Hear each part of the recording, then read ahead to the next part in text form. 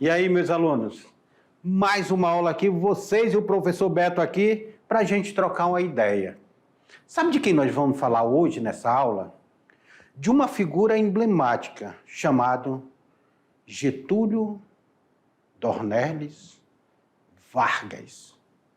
Getúlio Vargas, ele tem uma coisa tão controversa em seu governo, porque eu costumo dizer que existem vários momentos de Getúlio Vargas para nós analisarmos.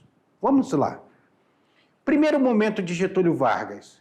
É o momento de Getúlio Vargas em 1930, ele perde a eleição para a presidência da República. Ele dá um golpe de Estado e toma o poder. Perdeu, mas ficou com o poder. Se junta com o movimento tenentista. O movimento tenentista esse, que era um movimento que tinha aspirações à esquerda, a movimento de esquerda, que lutava contra as oligarquias brasileiras, e ele vai se juntar com esse movimento e vai dar um golpe. Inclusive, aqui em Rondônia, nós temos uma figura emblemática, que é o Aloysio Ferreira, que era desse movimento tenentista e que depois vai se aliar a Getúlio Vargas aqui e ser o administrador da Estrada de Ferro Madeira Mamoré.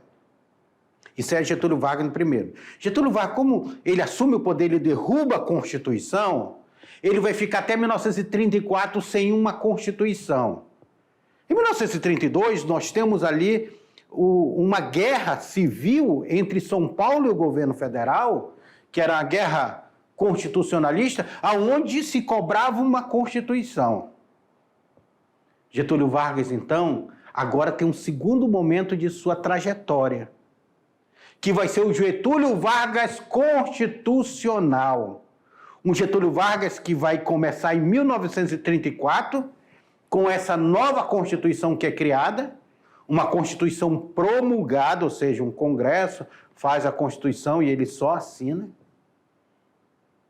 até 1937. Porque nessa Constituição havia o voto indireto e as pessoas elegeram Getúlio Vargas para ser presidente e continuar como presidente. Ou seja, ele já tinha governado 4 anos e agora iria governar de 34 ali, 35, 36, 37, 38, mais 4 anos até 1938. Só que quando chega em 1937, Getúlio Vargas agora ele se afasta mais dos movimentos de esquerda e se ampara nos integralistas, que são da extrema-direita. Getúlio Vargas, então, com o apoio do movimento integralista, ele finge que existe um plano Cohen, que era um plano que os comunistas iriam tomar o país, que não sei o quê, e ele dá um golpe dentro do próprio governo dele. E implanta, em 1937, uma ditadura chamada Estado Novo. Nós temos, então, uma nova Constituição, agora não mais promulgada, mas uma Constituição outorgada, que é uma Constituição imposta. Eu vou impor uma Constituição. Nós estão contando aí, primeiro momento de Vargas, segundo momento de Vargas, nós já estamos no terceiro momento de Vargas. Getúlio Vargas ele vai ser um ditador de 1937 até 1945. Em 1945, forças nacionais começam a pressionar ele, principalmente o Exército ali começa a pressionar ele, e Getúlio Vargas vai renunciar em 1945. Então, a partir de 1945, nós temos um novo governo, que vai ser o Eurico Gaspar Dutra, nós temos uma nova Constituição, a Constituição de 1946, e nós temos um período constitucional. Sabe o que é engraçado?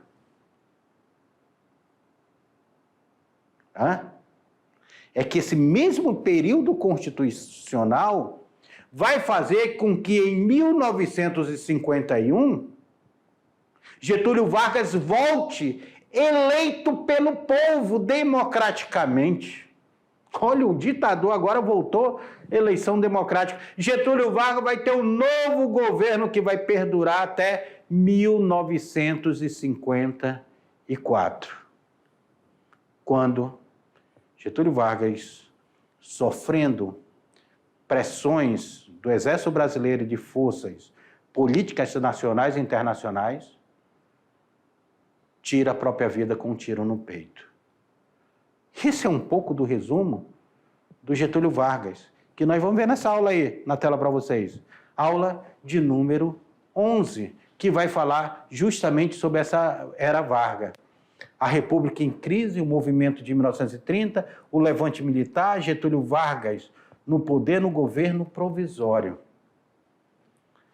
No dia 3 de novembro de 1930, o Palácio Catete, o poder foi entregue a Getúlio Vargas, considerado chefe político do movimento de 1930, também chamado por grande parte dos historiadores e estudiosos de Revolução de 30. Essa era Vargas, ela vai de 1930 a 1945. Imagine uma pessoa que fica 15 anos direto sendo presidente da República. Só Getúlio Vargas. Esse só Getúlio Vargas. De início, uma nova etapa da história do Brasil, que seria marcado pela política do líder gaúcho. Por isso, essa época e se estendeu até 1945, conhecida como Era Vargas, ou período getulista. Durante esses 15 anos, ocorreram significativas transformações socioeconômicas no país. Olha aqui, ó,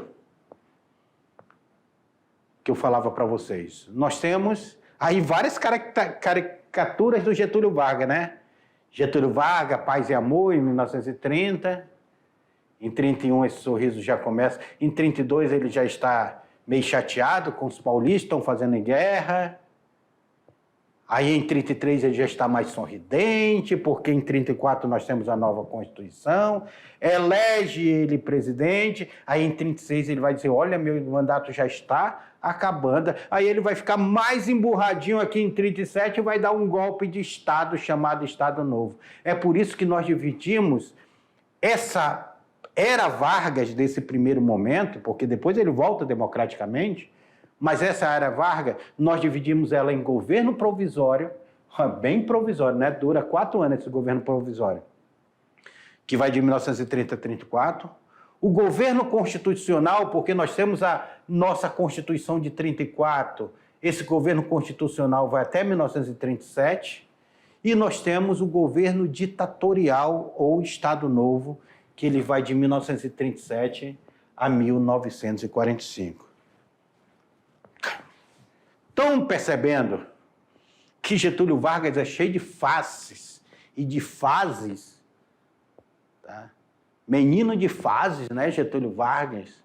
Getúlio Vargas toma o poder, depois Getúlio Vargas faz uma Constituição, é eleito nessa Constituição, Getúlio Vargas então sai dessa Constituição, entra dentro de um governo, sai do governo provisório, entra dentro de um governo constitucional, daqui a pouco ele sai dessa Constituição, implanta uma outra Constituição e vira um ditador.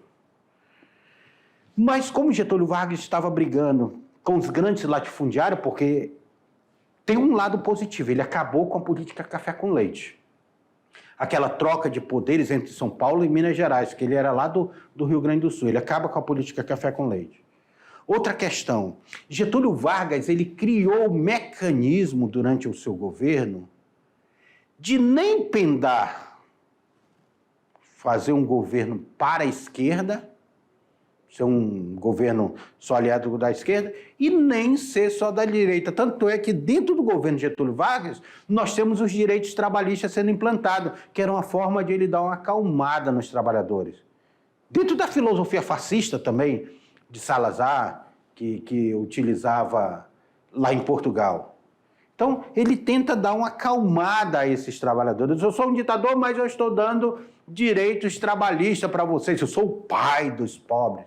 Getúlio Vargas colocava. E Getúlio Vargas, ele tem uma outra política nacionalista. Aí sim é uma política nacionalista de Getúlio Vargas, porque ele cria as estatais. As principais estatais brasileiras são criadas no governo de Getúlio Vargas. A Petrobras é criada no governo de Getúlio Vargas, a Vale do Rio Doce é criada no governo de Getúlio Vargas, a Eletrobras é criada no governo de Getúlio Vargas, A Telebrás de telecomunicações é criada no governo Getúlio Vargas. Claro que grandes partes dessas empresas depois vão ser privatizadas por governos neoliberais. Mas Getúlio Vargas ele cria e fortalece essas empresas, a siderurgia nacional. Ele pressiona os Estados Unidos a apoiar a siderurgia nacional aqui dentro do seu governo. Não é fácil não, baixinho aí. E ainda cria o território federal do Guaporé em 1943. Na tela para vocês. A República em crise aí. Para o presidente Getúlio Vargas, vice-presidente João Pessoa, tudo começa aqui, ó. Aliança Liberal. João Pessoa vai ser a grande chave desse governo. Vocês vão já entender. No ano de 1930 foi difícil para os cafeicultores brasileiros. De acordo com o historiador Boris Fausto, o volume de venda do café caiu 35% naquele ano. Sabe por quê? Porque aqui nós estávamos sentindo a crise de 1929, a queda da Bolsa de Nova York. Só no ano de 1930 nós fomos sentir. A principal causa da guerra da exploração do produto foi a crise mundial do capitalismo. Ou seja, pessoal, Getúlio Vargas mandando queimar o café brasileiro. Queimar o café. Queima o café para o preço se estabilizar. Vamos tirar café do estoque porque a lei da oferta e da procura se queimou o café para aumentar o preço do café. O principal motivo dessa crise foi a superprodução industrial dos Estados Unidos, que cresceu além da necessidade dos mercados internacionais. Tá? Os Estados Unidos, já foi assunto de outra aula, essa queda da Bolsa de Valores de Nova York, em 1929, vai ser o grande marco dessa crise que levou empresas e bancos à falência e milhões de trabalhadores ao desemprego. Aí eu digo para vocês, isso afeta o Brasil? É claro que vai afetar o Brasil. O Brasil está dentro desse sistema capitalista. Nós já estamos vivendo um processo globalizado. Quebrou os Estados Unidos, vai afetar todo mundo.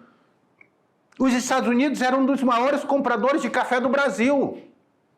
Se os Estados Unidos está quebrado, não tem dinheiro para comprar o café do Brasil, para quem se vai vender o café? A indústria está em decadência. Para quem se vai vender esse café? Então, nós estamos passando por esse processo de crise do abastecimento. Não pela falta de abastecimento, pelo superabastecimento. Ninguém compra e o café começou a sobrar dentro dos barracões do Brasil, dentro dos armazéns brasileiros.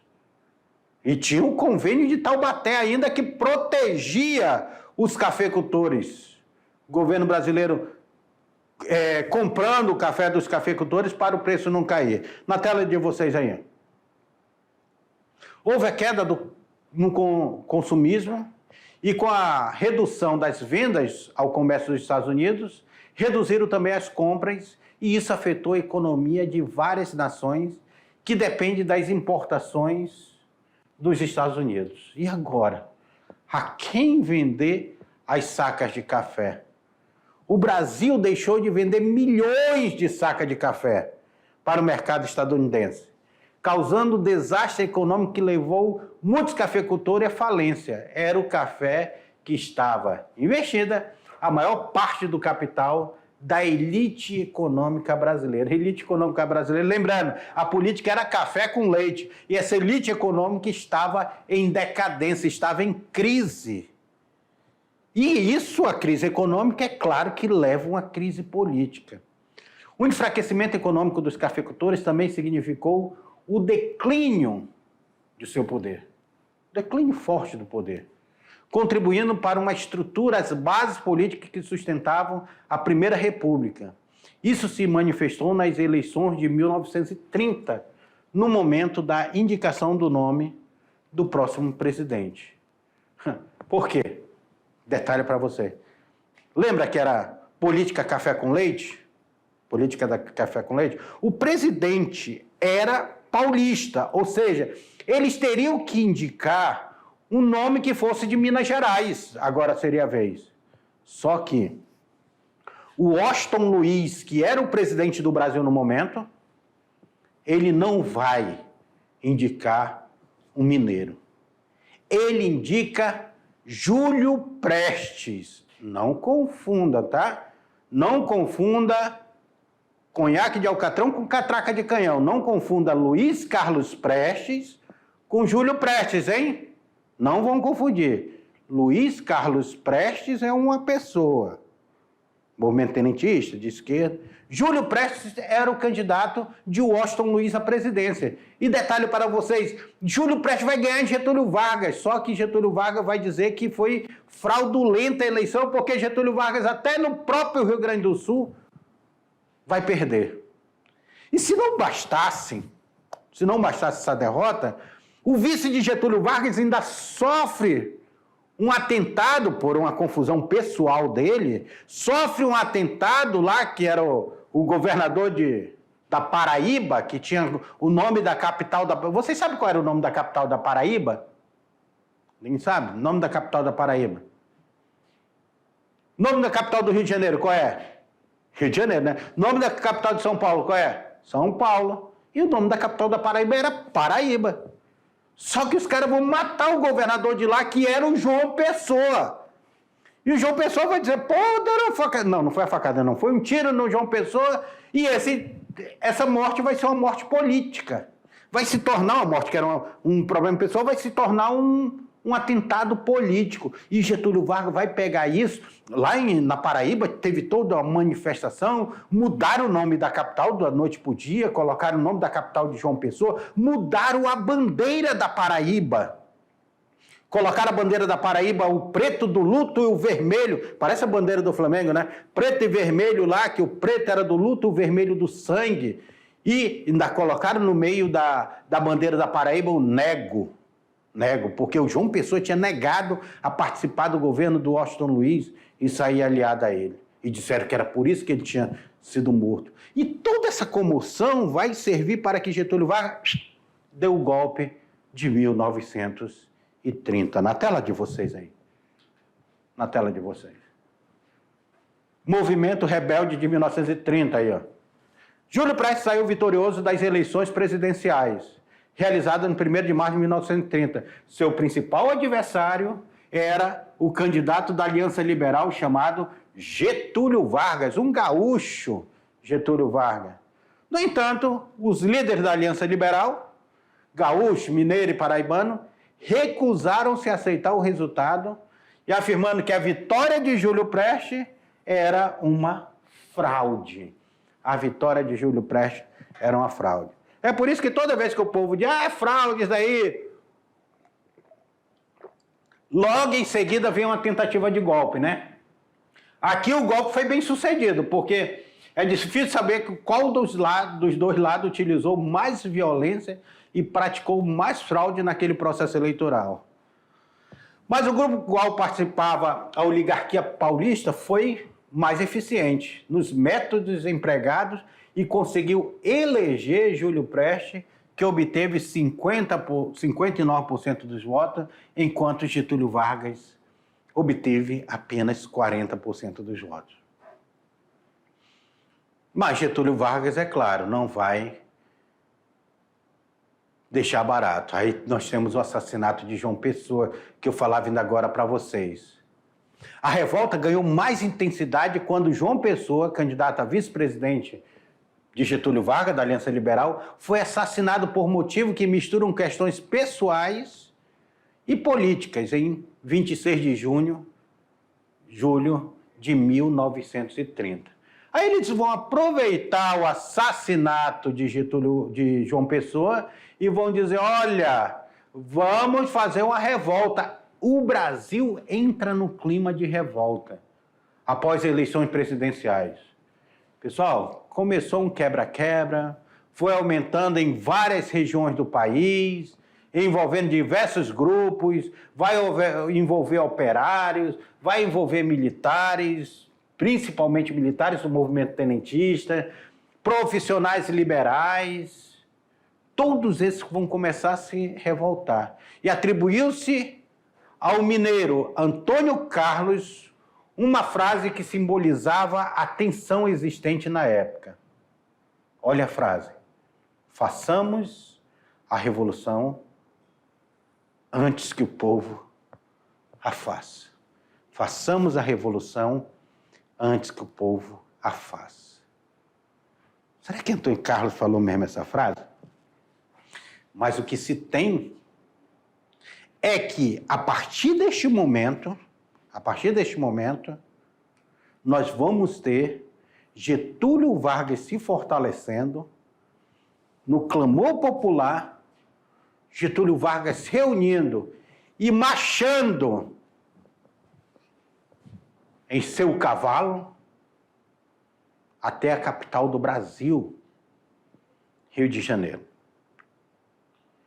E lá, simbolicamente, ele amarra o seu cavalo e, a partir daquele momento, Getúlio Vargas derruba Washington Luiz, porque Júlio Prestes não tinha tomado posse, e toma conta do poder do Brasil. E esse tomar conta do poder do Brasil vai perdurar por 15 anos. Na tela.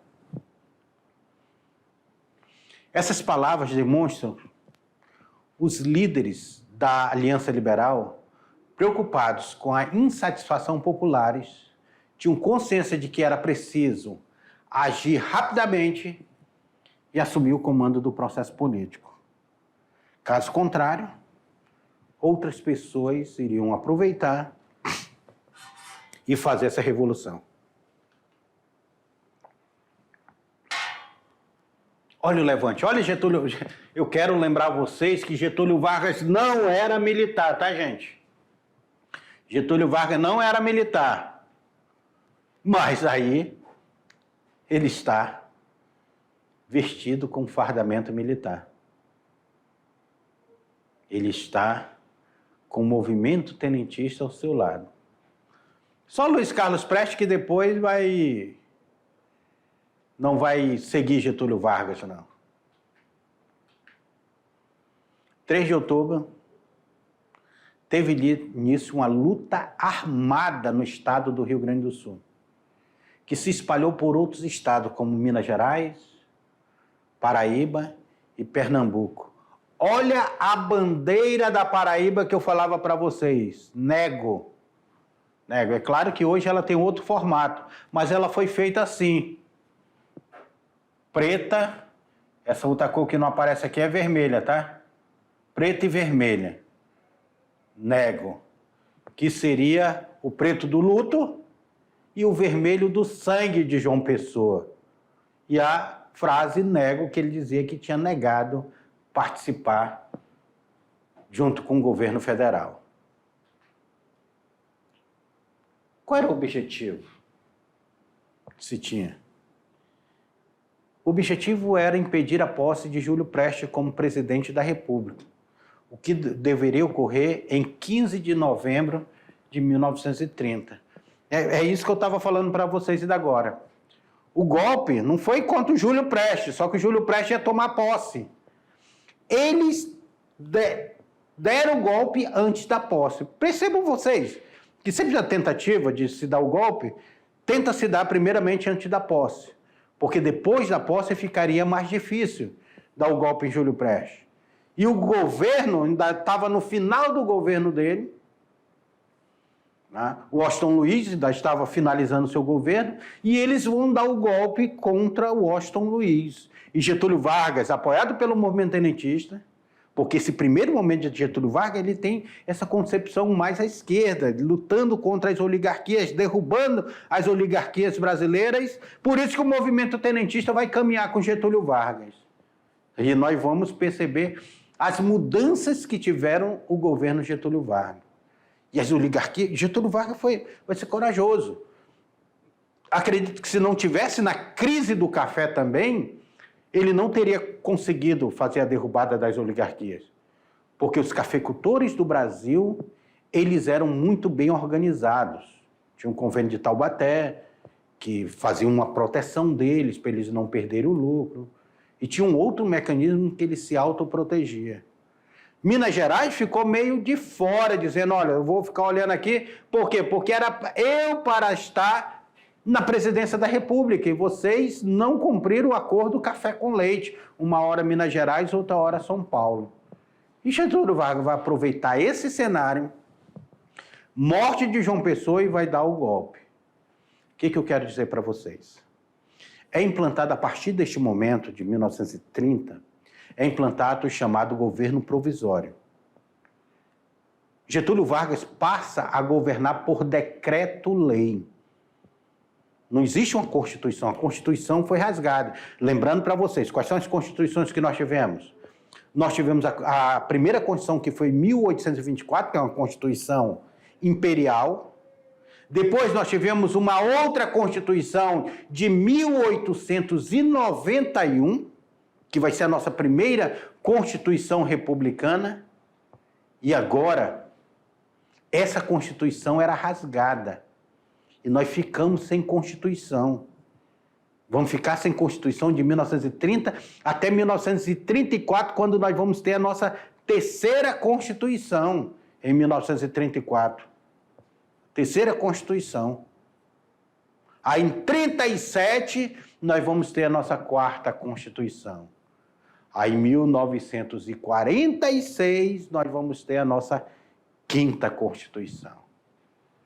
Vem a nossa sexta Constituição em 1967, até chegarmos à nossa sétima Constituição em 1988, que é a Constituição que perdura até hoje. Mas isso nós vamos ver mais para frente, na tela para vocês.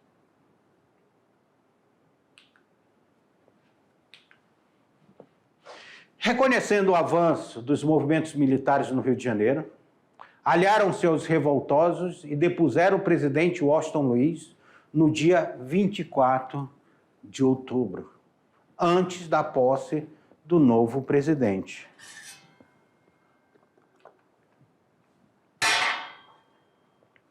Então começa aí o chamado governo provisório de Getúlio Vargas. A primeira providência tomada por Getúlio Vargas destaca-se do governo provisório.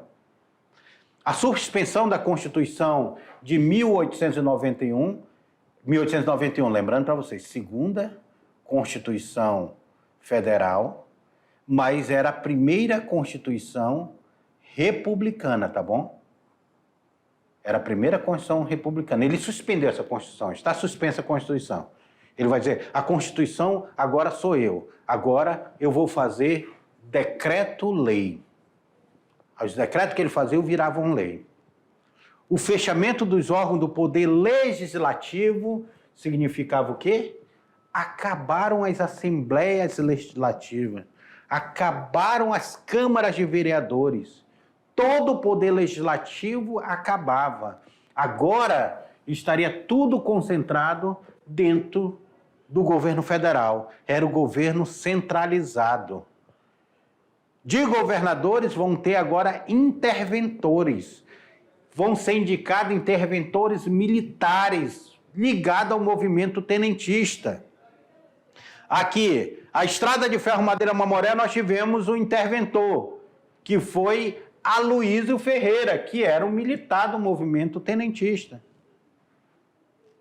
E esses militares eram ligados a esse tenentismo e de sua confiança para chefiar os governos estaduais. Pessoal, quando ele mete o interventor para São Paulo, o interventor militar para São Paulo, os paulistas não vão gostar do interventor, porque ele não era paulista, e começa uma revolta. O que Getúlio pretendia demonstrar? A estrutura política da Primeira República passeava no poder dos coronéis e dos fazendeiros. Então ele queria desmontar essa estrutura. Por quê? Vem cá comigo. Na política café com leite, quem mandava eram os coronéis regionais. Quem indicava quem seria o governador, apoiava o governador. Quando ele coloca um interventor, automaticamente, os estados que não estivessem aliados com o governo de Getúlio Vargas, eles iriam passar por uma intervenção. Não tem mais Assembleia Legislativa. Existe agora um governo interventor que ele vai comandar aqui. Nós tivemos vários governos indicados pelo governo federal. Aqui, quando é criado, em 1943, é criado o Território Federal do Guaporé, quem vai ser o primeiro governador indicado aqui para Rondônia vai ser justamente o Aloysio Ferreira, que era aquele militar que tinha assumido a estrada de ferro Madre Mamoré. Depois nós vamos ter um outro militar, o sobrinho do Rondon, aqui.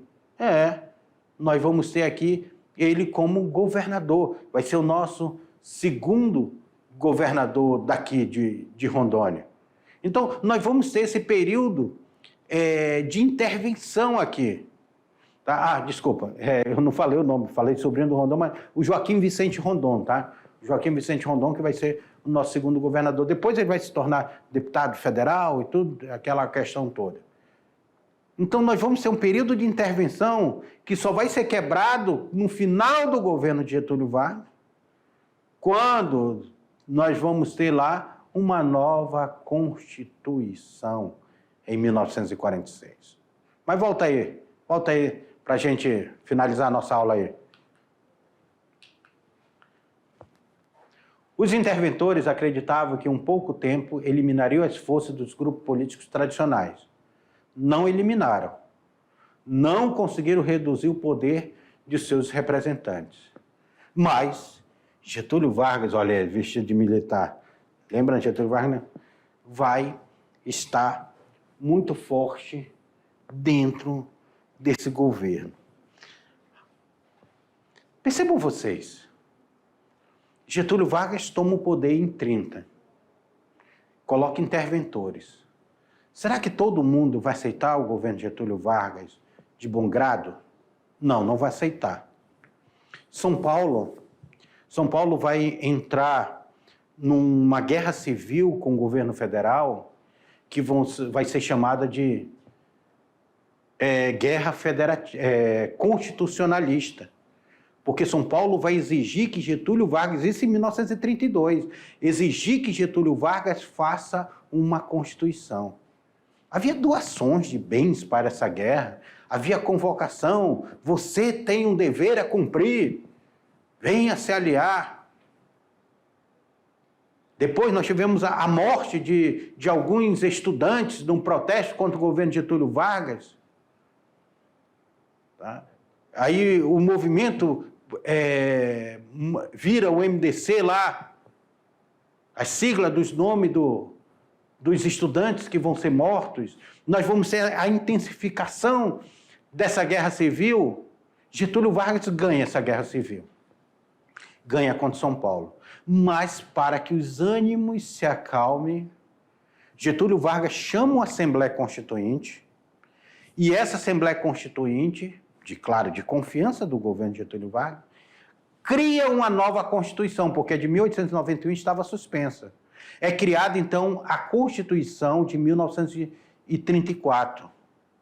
Agora, a partir dessa nova Constituição, nós temos um novo governo de Getúlio Vargas, um governo constitucional. E esse governo constitucional de Getúlio Vargas, ele vai perdurar até 1937, quando Getúlio Vargas dá um golpe e implanta o Estado Novo. Aí, nós vamos ter de 1937 até 1945, um governo ditatorial de Getúlio Vargas, muito aliado ao nazifascismo. Mas nós vamos ter várias conquistas da indústria nacional e do desenvolvimento do Brasil. E vamos ter aqui, relacionado à nossa região, a Marcha para o Oeste. Dentro dessa Marcha para o Oeste é criado o Território Federal de Rondônia.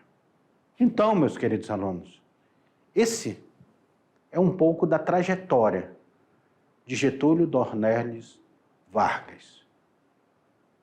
E aqui nós estamos encerrando essa aula e dizendo para vocês, Getúlio Vargas parece uma novela, vocês precisam ler o material complementar pesquisar mais sobre essa era Vargas, porque tem muita coisa interessante nesse período. Próxima aula nós fazemos a revisão e atividade com vocês. Até lá.